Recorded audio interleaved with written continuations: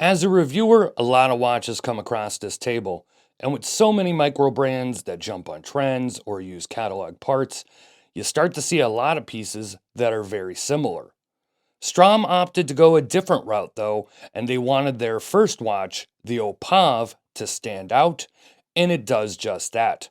From the case finishing to the textured gradient dial, it's a piece that can double as a casual watch as well as a dress piece, while also selling for under $1,000. Hailing out of Norway, Straum has released a strong first model, one that has absolutely captured the attention of this watch reviewer.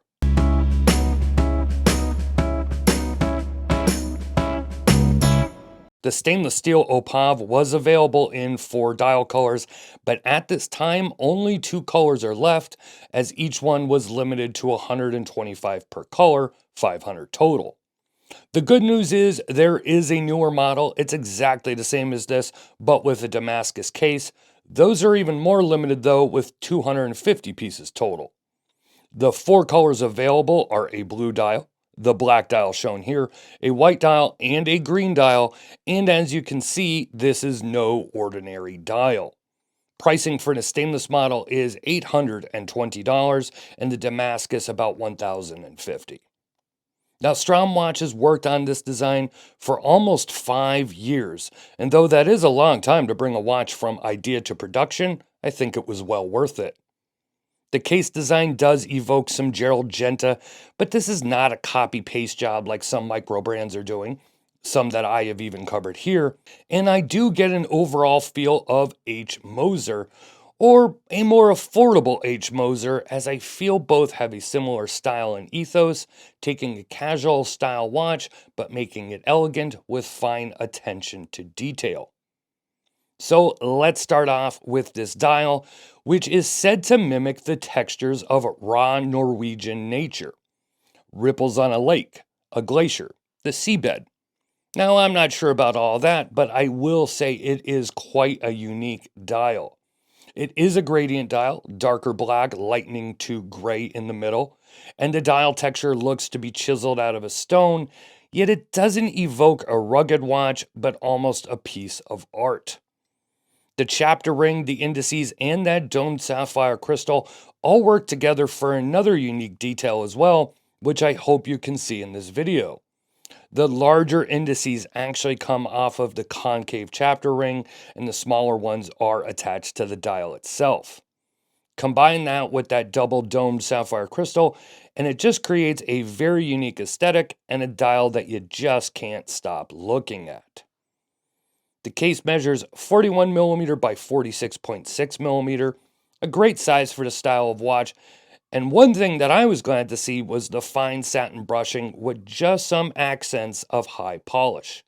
I'm not the biggest fan of high polish on the entire case, and I feel that when it is done such as this, it draws your eyes more to the curvature of the case design and the angles even more. In my experience, a brushed finish seems to hold up better over time as well, hiding some of the marks you will put on it with daily wear. The lug width is 22mm. I initially measured wrong at 24, but they are 22.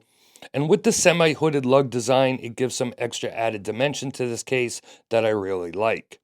With 100 meters of water resistance, they opted for a push-pull crown, which is suitable for the style of watch and functions just fine. But that's where we get to some missteps. So I've pretty much fallen in love with this watch. It is a fantastic blend of casual and dress watch. It stands out, yet it isn't gaudy, and it also is just not some boring and plain Jane piece either. But just because you love something doesn't mean it's perfect, and that brings me to my first issue. This is a no-date watch. Problem is, it's not a no-date movement. It is a Sellita SW200. That means you do have the dreaded phantom date wheel. Is that the end of the world? No, but they could have done a date delete or chose a movement sans date. Now it is what it is, but it is something that always annoys me. The second is it's just a standard SW200-1. It's not elaborate, it's not top, but standard. Now, it is an $820 watch and nothing is really off the shelf here, so I get it. And fortunately, there is an awesome case back design that I just absolutely adore.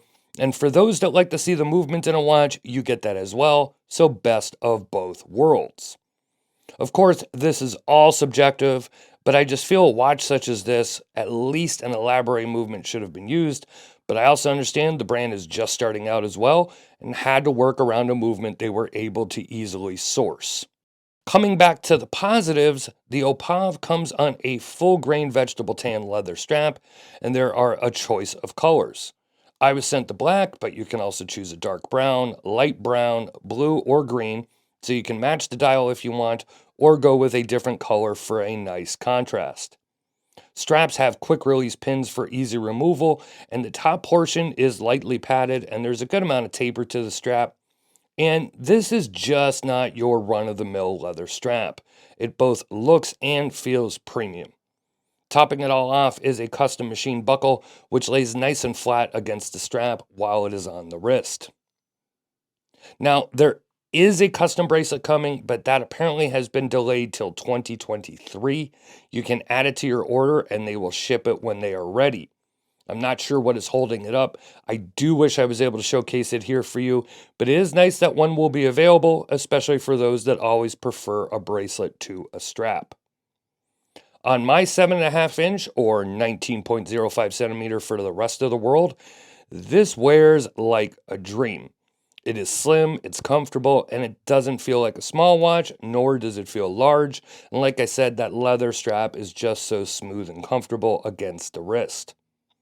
For me, this is a watch that I absolutely could daily, but would definitely work for me as a dress watch.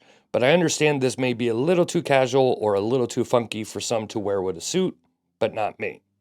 And don't worry, there is lume as well, and they did a pretty good job with it. A nice icy blue BGW9, and it gives off a good glow that should last a few hours.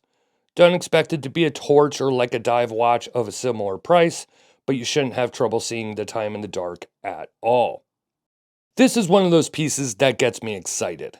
This is what I want to see from micro brands. Some innovation, a beautiful case and dial, some great fine details, and overall a very premium feeling and looking watch, and with the stainless steel one under $1,000. Sure, I'd like to see a no-date movement. That's probably my biggest gripe about this watch. But if that's my only gripe, Straum is off to a very good start. And I have no qualms saying I love this piece, and it makes me excited to see what they produce in the future. That is all for this one, but I want to hear from you, so sound off in the comments below on what you think of this piece. All links will be in the description, including one to a written review. I hope you check that out. Also, please be sure to check out all of our other video reviews. I will have some linked at the end of this video. Please like, share, subscribe, and hit notifications so you never miss any of our videos. This is Don Evans from Watch Report. Thank you for watching, and I will see you next time.